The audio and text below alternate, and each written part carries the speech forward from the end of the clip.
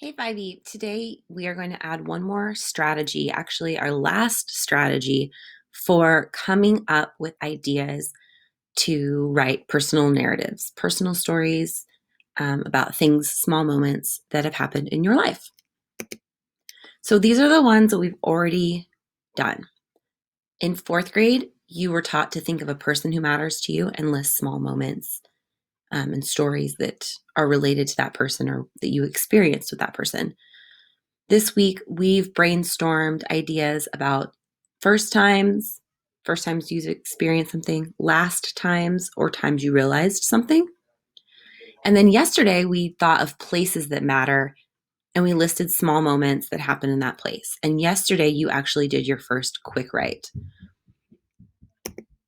In your journal, you probably have chart. You should have a chart that looks like this. First time I, last time I, a time I learned or realized something.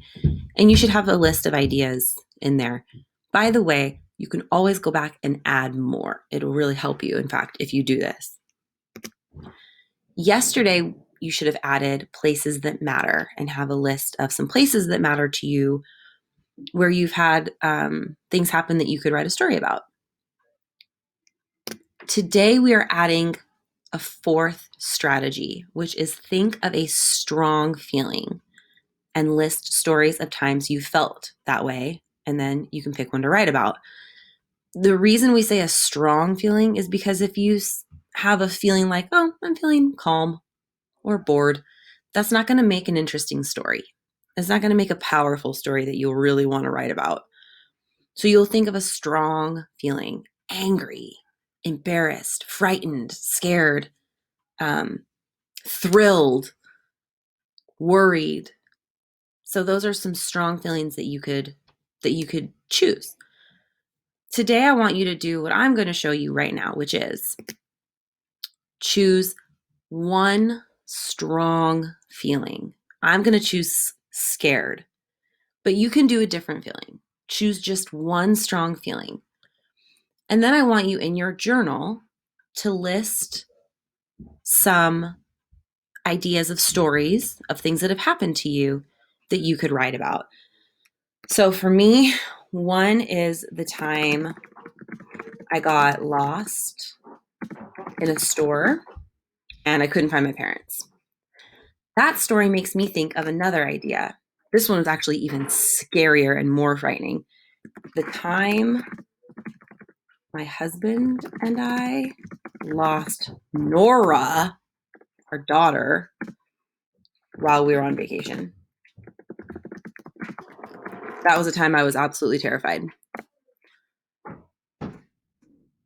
Another time that I actually could write probably a very interesting story, and this is true, I'm not making this up.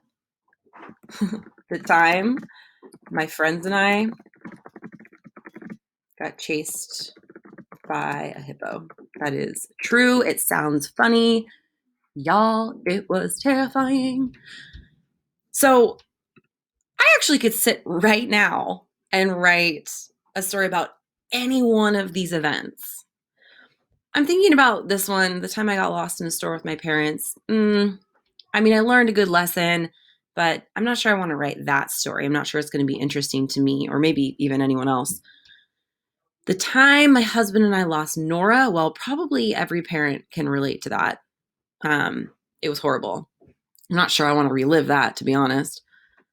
I think if I'm going to choose one to do a quick write on today, I'm going to do the time my friends and I got chased by a hippo because it was terrifying, but I think I can also tell it in a way that will be funny and interesting for someone else to read. And I also learned some important lessons during that time. So I think that might be my candidate, my choice that I'm going to write about today. What I want you to do is I want you to choose one strong emotion and brainstorm stories about times you felt that emotion. It doesn't have to be scared. It can be sometime you were really, really extremely happy or a time you were really worried about something. Choose one emotion and brainstorm stories. And then I'd like you to do one more quick write on a story of your choice today.